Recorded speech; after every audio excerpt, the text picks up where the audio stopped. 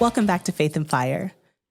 As we head into the holiday season, it's a time of year where a lot of people get excited about spending time with family and loved ones being near. But it's also a time where a lot of people are feeling that loss or that missing of those loved ones that may have passed or may no longer be with us. So I want us to sit down and talk about that today as we enter the holiday season and acknowledge that season that we're in. How do you keep the faith? How do you deal with a loss that is so deep and so impactful that it's hard to fully articulate? How do you keep your faith in those times? And how do you draw closer to God in those times? So to have the conversation with me today, I have two guests. Hi, my name is Ava. I'm a member of the AME Church. Okay. And I'm Sherilyn, also known as Dr. Joy. Well, welcome. So Dr. Joy, we know you really well from past episodes where you've talked with us. Ava, welcome to the table. Thank you. So what has been your experience? What does the holidays mean to you in general? And what has been your experience? What memories come up? What thoughts come to mind this time of year? Pretty much, my family, we love holidays. So ever since I grew up, my mom always made everything, and she taught us how to cook and do all the festive things, wrap presents, decorate trees, all the things. And because we were military kids, we had each other, and we'd get things from the JCPenney's catalog, and my grandma would always send those to us, and we'd mark them up. And I didn't know at the time that if my mom couldn't get it sent to us overseas, she would have my grandmas go and find it and then send it to us. So, the presents from Santa always came from different sources, but it always seemed like we were in the States. Nice. That's pretty cool. Well, our traditions have evolved. I mean, family is huge for me. And so the holidays always bring about this sense of wanting to be with family. And so as much as we are able to make that happen, we do. And so going back into traditions, like you were saying, it's my favorite time of the year is coming up. I'm a Christmas holic. Now, let's not skip past Thanksgiving, y'all. Because Thanksgiving is every day. Yes, I love Thanksgiving. Auntie Judy's cooking on Thanksgiving is just everything that I look forward to every year, and getting together with the family, but also her cooking. So, yes. So have you experienced any loss this time of year? So you have those amazing feelings that we talked about. Do you have any of the other side of the coin in your lives? Yes. Yeah? November is not my favorite month for death and dying and grief. My husband and my grandma died in November. And so my grandma on my mom's side has been gone for 5 years. And then Jarrett's been gone for 4 years. Wow. So Thanksgiving was his favorite holiday. So I get these kind of anxious memories of him. Like, I love football. I love eating. I hang out with my dad, and, we would see the family. So I'm starting to get a little bit anxious around Thanksgiving. So when those losses happened around that time of year where you have such happy memories, did that shift it at all for you? Yes. So when we actually buried my husband, it was literally the weekend before Thanksgiving. And so I was like, I can't be in Oklahoma. I can't stay here, even though I buried him in Oklahoma, where we're from. And I just remember one of my sorority sisters, I stayed with her that week, and she's like, we're going to make this great. And she invited a lot of sorority sisters over, and literally she's like, we have all this food, and we're going to just make it where you don't think about anything. And Izzy was running around, my little dog, and they were playing with her. They were making sure that, what do you want to watch? What do you want to do? And they're like, we're not going to make this tradition of being sad. He wouldn't want you to sit around and be sad. So we had this big celebration. They still are doing it. So I told the sorority sister, I'm looking forward to this year. Last year I actually went home, and I was like, okay, I'm with my family, and I'm visiting his grave. And, I realized this is not really what he wants for me. Wow, that's so powerful. And I love that you have such special people in your life that really made an impact and decided, here, we're going to shift the narrative. We're going to make this special for you. Okay. I'll be looking out for that invite. So what's interesting, Ava, is that the two losses that are probably most prevalent in my mind also occurred in November. So that was my mom and my sister. So my sister just passed a year ago, coming up on a year, and they both Has it been a full transitioned. year? Yes, and they both transitioned on the same day. So, but there's a great memory that I created around that fact that they left this earthly realm on the same day. And so I look at it, and here's where my faith comes in. I look at it like my mom was asking Jesus, "Can I go with you together, huh? Can I go with you?" And so when it was time for Brenda to leave, I just imagined that mom was there to take her with her, to come and go with her. And so that's a good memory for me. And that's out of my faith tradition that I know to be absent from the body is to be present with the Lord. Yeah. So you bring up a good point in terms of, I think that you took what could have been a really, really sad and heavy situation and you associated a really positive memory to it, and I hear your faith played a role in that. How do you ensure that those moments of deep and profound hurt and loss, that they turn into something where you can hold on to the happy memories instead of getting lost in that well of despair that can so easily overwhelm you? Absolutely. And Ava, you hit it as well, is you have to remember who the person is that you're grieving. So the other thing that happened is she passed 4 days after I got married. Oh, wow. Right. And she was so excited about the upcoming wedding and that she never got to see. And so I know that I know her, right? And I know that there are things that she cares about and she gets excited about, as low key as people thought she was. She was not. And so I think that's what helped, is you remember how they would have lived life. Yeah. Right. And if you start associating, because death comes at different times and we only have 12 months out the year. Right. And so if you started associating sadness and despair, and with every month, you're going to run out of months. Facts. And so at some point you have to reframe it so that you can move on and celebrate every moment, because you still have to live. You're learning to live with the loss, but you still have to live. Yeah. And Ava, I know you're really good at actually what she was just saying about keeping the memory alive. And I think that you're someone that I've really seen just put so much energy and passion into keeping Jared's memory alive in particular. Can you tell me a little bit about how that is for you, what that means to you? Sure.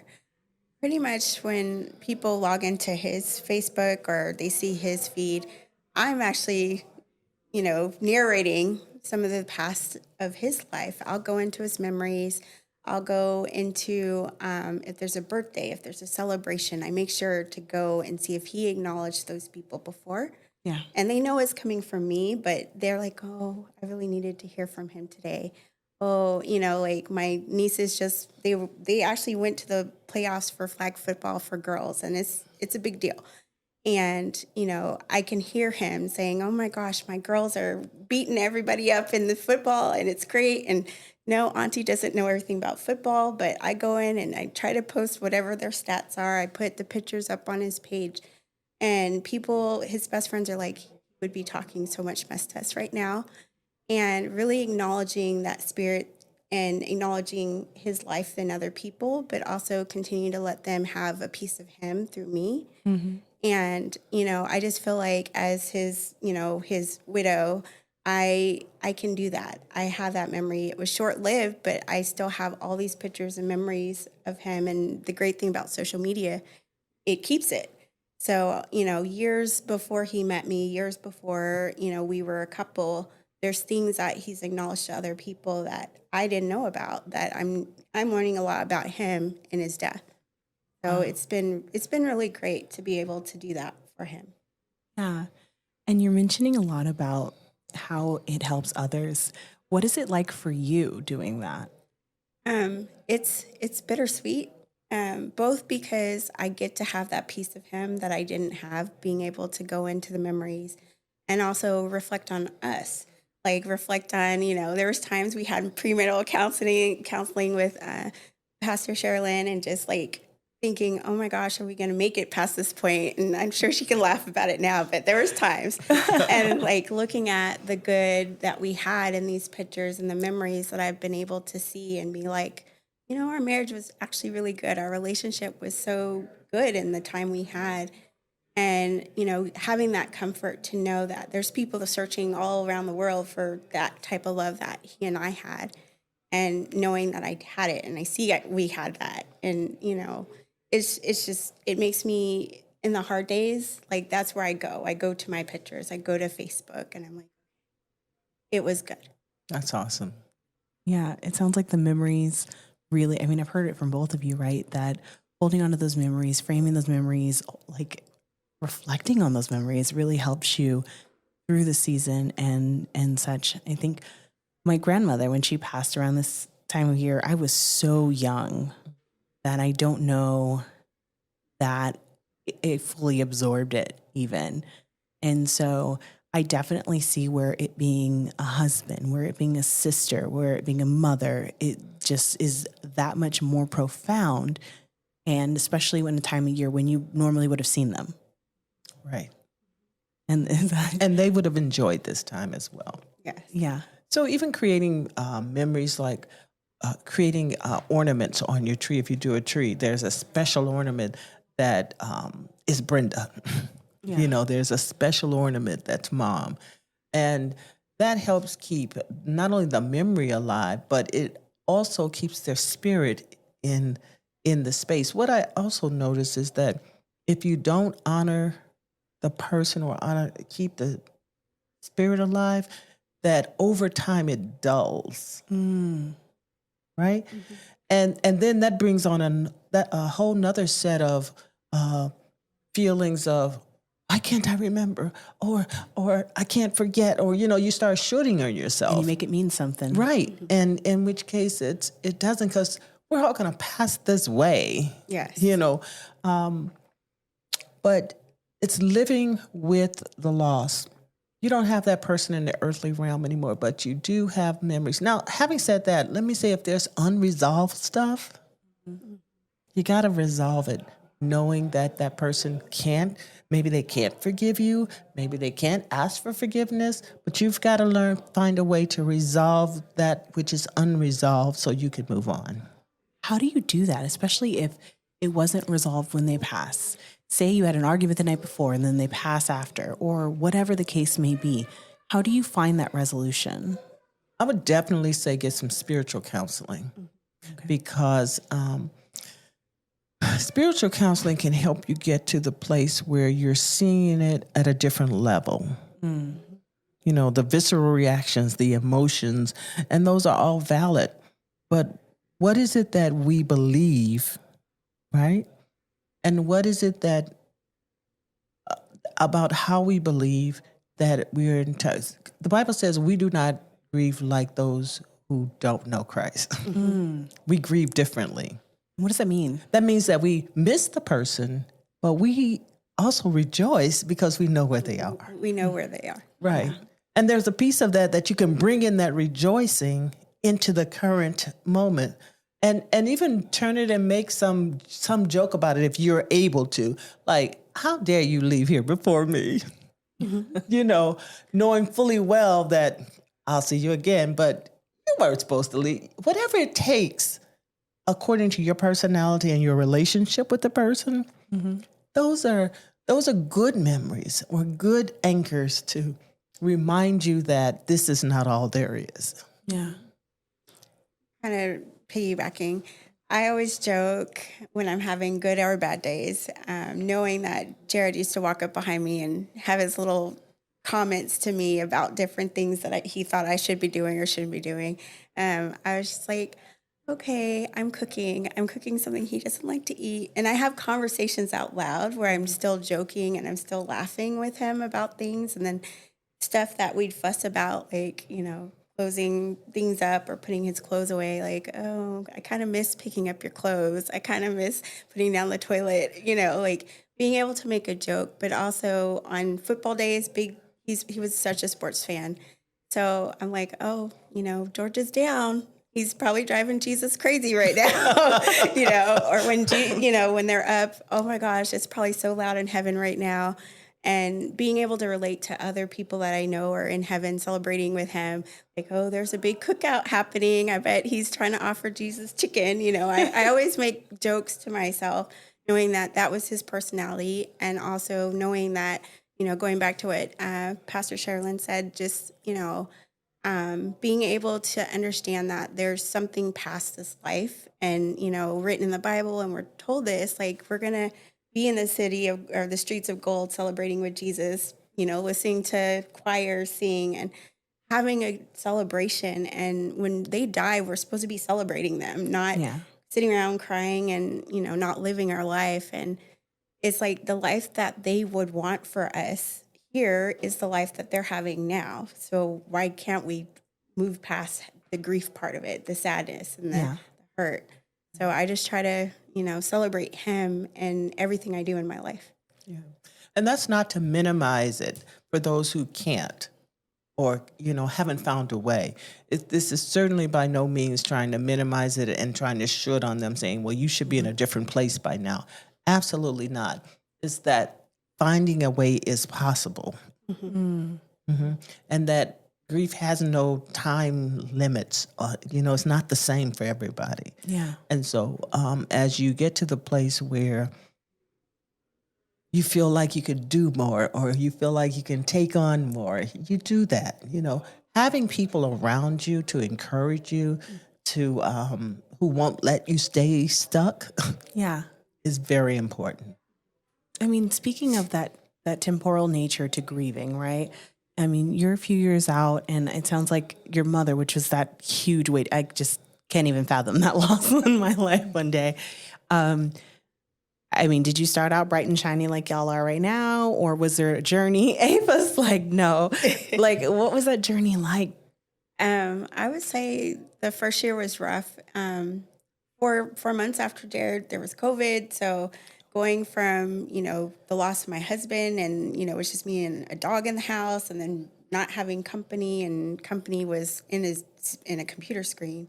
Yeah. It was hard. I was like, okay, I don't get dressed. I don't want to put on makeup. I'm faking the funk. And now I got to be on a Zoom call and fake the funk. And I felt like my first year was just like I was suffocating. I was suffocating in the house because my husband passed away in the house. I was suffocating at work because they don't know how to deal with me when I did go back to work, and just feeling like, okay, I knew who I was before him. Yeah. I didn't know who I was after him, and finding myself again and finding what are your hobbies without your husband? What do you like doing? And also how people treated me was weird, and trying to find like, okay, I'm not happy, but I don't want to tell all these people I'm not happy and I'm not divorced. And that, I guess people are easier to get over divorce versus death because you still love that person. Yeah. And just struggling. I struggled for I want to say 2 years with emotions because I didn't know who I was. I didn't know what made me happy. I didn't have any outreach really. And COVID, I guess after 2 years really was what broke. Like we got to go and be out again. Yeah. So I was like, okay, let me find new people. Let me find new things. So the people that I weren't always seeing weren't always sad for me. And I think everybody was grieving because they were missing him too. Yeah. And so being able to find new spaces helped me kind of develop who I am past Jared on top of who I was with Jared. And so I've been able to integrate that. And it's like I still have the moments, but I'm quicker to jump out of those moments because I have these other spaces I can go into that don't remind me like husband's space. This is my husband's friend, or this was our couple friend. Yeah. So it's really helped. That's profound. And I applaud you for that. I actually congratulate you for that. Sometimes we think we have to hold on to just the circle, otherwise we'll lose something. But there's so much more to gain. And I'm going to take that and put it in my repertoire when I'm talking to people, like maybe find some new circles that don't know you in the midst of your grief. Right? Yeah. And I mean, I would love to know more. You said people treat you differently, and I can kind of get a concept of what that might be, but like, what was that like? How are people treating you? Well, it was interesting because we were so involved in our Greek life and our church community, and people in Oklahoma who was Mr. Popular, and I'm popular too, but everybody had a piece of him.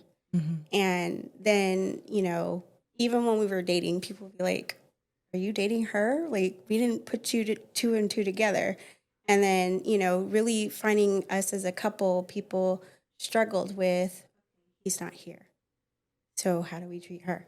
And then Ooh. we're grieving too because we miss him too, but we don't want to upset her. But people were starting to kind of grief vomit on me, where their grief was impacting my grief, and they want to be consoled, and I'm like, okay, this is traumatizing me. Yeah. And learning how to back up and put boundaries on people is really how I started dealing with how people were treating me different. And I'm like, I don't want you to kid glove me. I don't want you to trauma drown me, like, but at the same time, like, I want you to still be in my life. But a lot of people actually disconnected from us, disconnected because they don't want to deal with the death. And they disconnected from me because they don't know how to deal with me or treat me. And so part of the finding new connections that help with filling those holes, because I was like, it's about me. It's about me. And, I'm not talking about my mom. My mom died 22 years ago. And my dad and I have a lot of conversations about widowhood, even though he has my stepmom. Being able to have someone else that's been through it, even though it's close to me, he was like, honey, people don't realize they do that. And he was starting to talk that even days after Jared passed away. He's like, people are going to disconnect. People are going to go into the ether, and you just have to be okay with that. Wow. And that's powerful. There was something you said though about you were making it about you, and I need to let whoever's listening know that it is not about you; it's about them, and the person doesn't know how to be. They don't know what you need, and they don't have. And if they do know have a sense of what you need, they don't know how to give it to you. Yeah. And so, as humans, the easiest thing for us to do is, well, I won't call this week. I totally relate to that. But on the other end, like, I don't know what to do when someone passes. I actually remember when your husband passed, and I was like, you might have gotten some puppy gifts, because that's how I show love when I don't know what to do and I don't want to say the wrong thing, is I'll send you a gift of puppies, because at minimum, unless you don't like animals, but just like animals, because that's my way of A, saying I thought about you, and then B, trying to make you smile when I don't know what to say to make you smile. And so that's kind of like my go-to. And it's just, I don't know why it's that, but that's my thing. Like puppies? Like, so there's this cute little gif of, like, it looks like a basket just got toppled over and there's a bunch of puppies just running out of it. And it's the cutest thing since sliced bread. I get giddy every time I see it, and I know it's coming because I look for it. Okay. I've not seen that. And that's how I show love, because I always say the wrong thing. That's just my MO.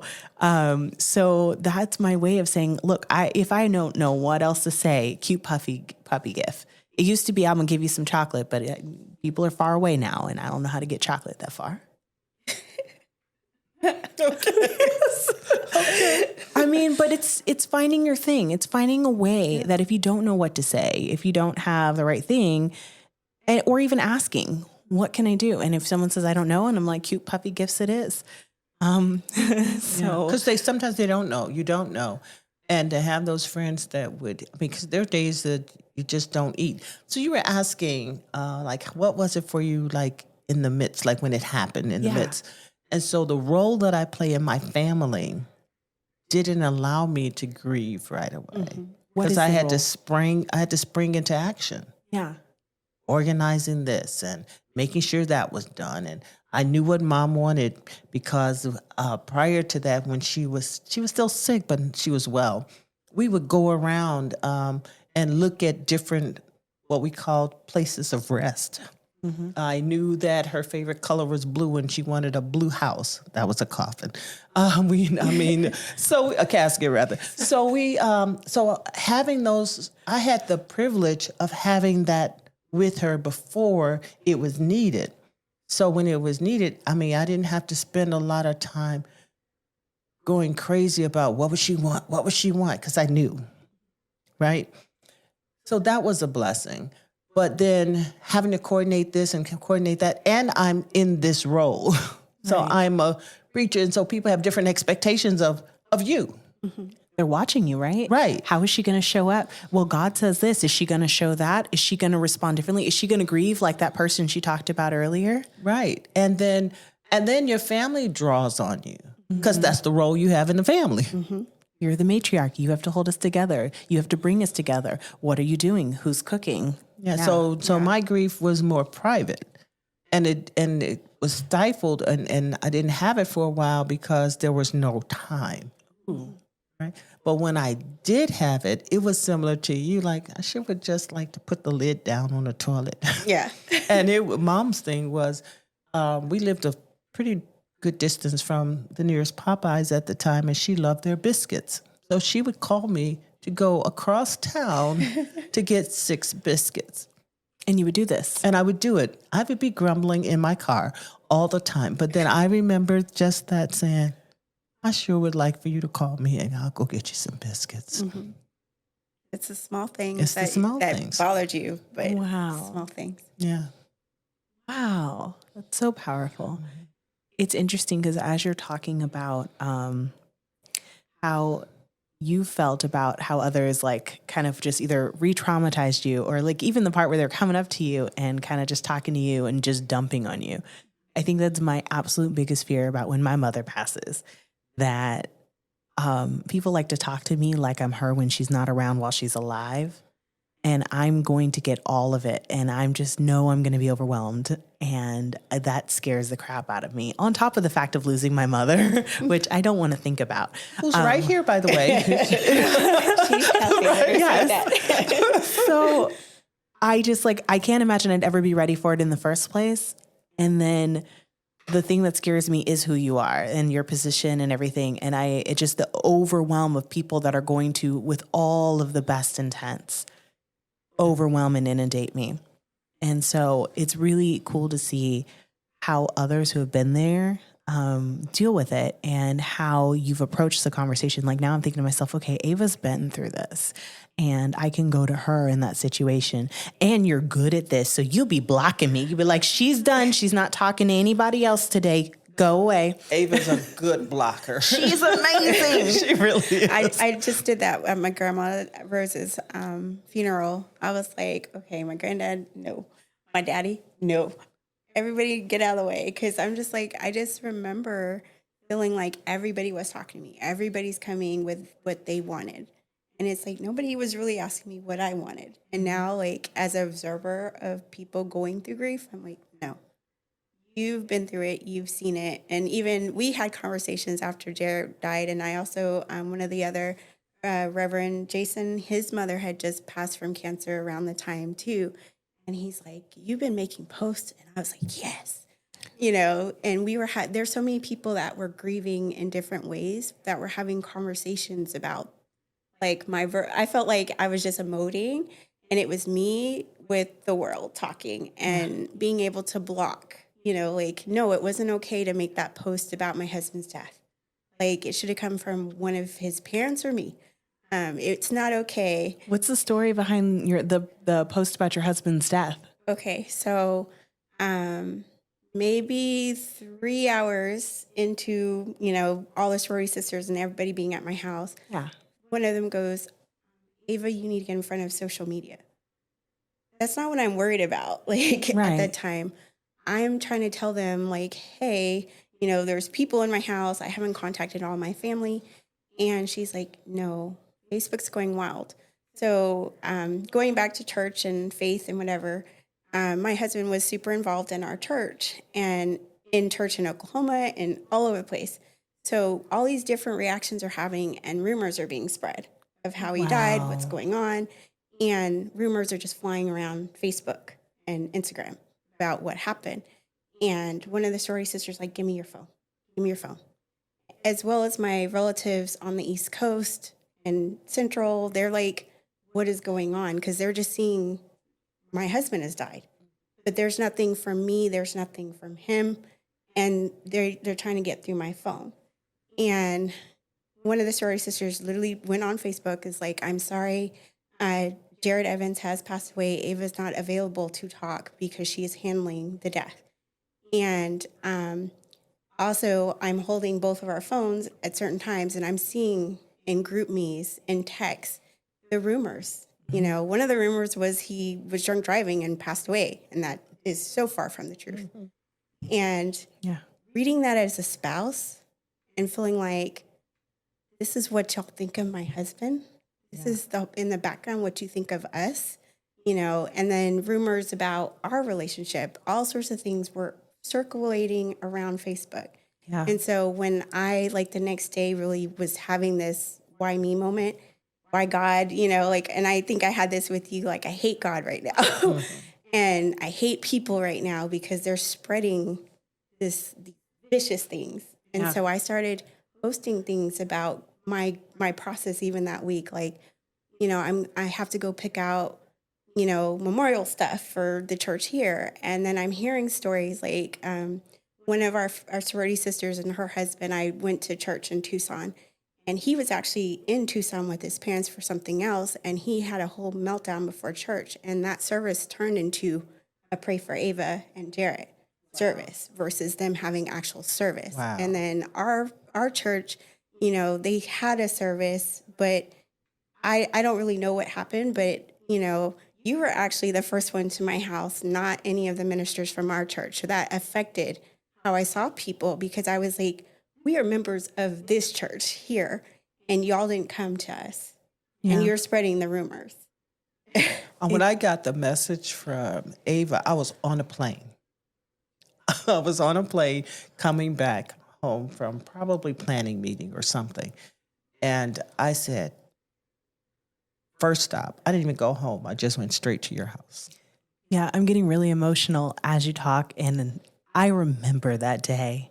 And I remember being at your house. And I remember looking at you. And that's what I think is bringing the tears to my eyes. Seeing you as my friend in that moment, I had no words for what I saw in your face. And in that moment, I was like, it's not about me. All of us in that room, the ones who came to your house the day that he passed, we knew it wasn't about us. We were like, we're going to be here as long as we possibly can for Ava. As long as she wants us here, we're going to be here. But I remember the look on your face, and I knew you were not okay. And that was hard. Yeah. That was hard, but it didn't matter how it was for me. I was hard because I knew, without knowing, I could see what you were going through.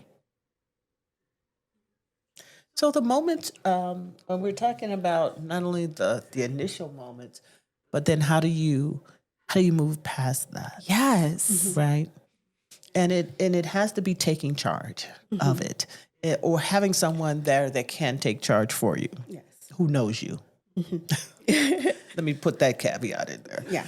And then it's about honoring your own process and being true to who you are and who you all were together.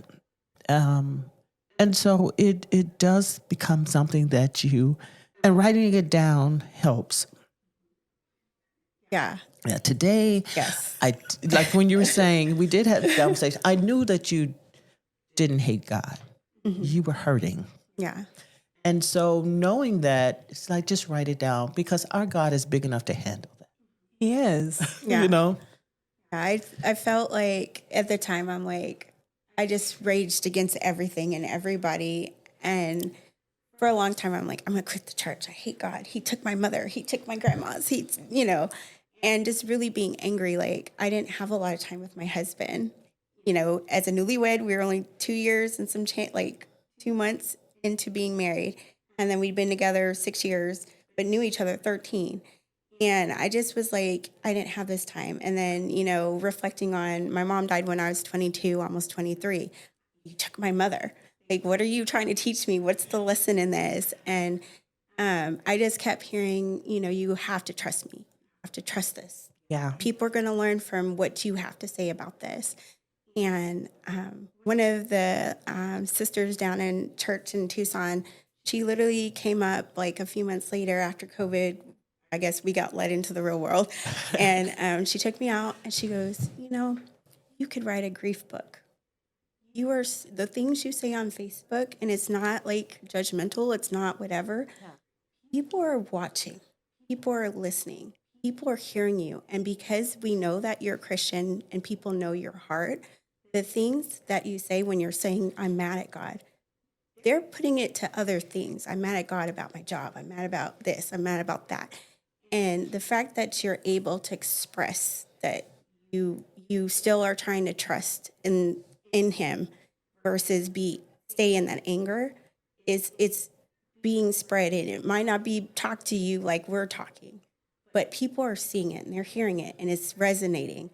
And as time has gone on, you say it all the time, other people, you're so strong, you're so faithful, and I was like, I had to have those moments of, I don't trust God. I don't believe him. I don't, but now it's like things are starting to be better for me. I'm starting to stand on my own in a lot of places. I'm starting to have a voice. And that was part of my husband's backbone to me. He was the voice. When somebody said something or did something he didn't like to me, he was there, and now I'm learning to do that on my own. And, it's like, well, if he was here, you would have never learned that lesson. You would never stick up for yourself. You wouldn't stick up for him. And I think the rumors and that dark time helped me realize, like, you have a voice. He gave you a voice. He gave you a message through your husband's death. Like, people will run away with the story. You are the story to God and to your husband. So be the vehicle. And so now I'm just like, okay, this is what part of the lesson is trusting God that, you did this so I could have a purpose in something too. Now that'll preach. It will preach. And if I can just reframe, not to take anything away, God allows these things. Yes. He allows these experiences. It's interesting. I just had a thought to myself. Sometimes we ask ourselves, why does death happen? But that's the only option. It's not an if, it's a when. Mm-hmm. Absolutely. And so, absolutely. And sometimes, I don't know where that thought is going, but it just occurred to me because I know sometimes we'll live like, well, why did God allow the death to happen? It's like, well, what were the alternatives? Like death later, death now, those are the options. I don't know. And so I don't know what to do with that other than like not to put anybody's journey down, not to downplay any feelings we may have about it, because we have very real feelings about it because there's a lot associated with that. But it's almost like sometimes I just take death and I put it in like a bigger, broader perspective, and it feels less weighty for me when I think of it like that. And that's a key point as well, is that if we look at it like an eventuality, right?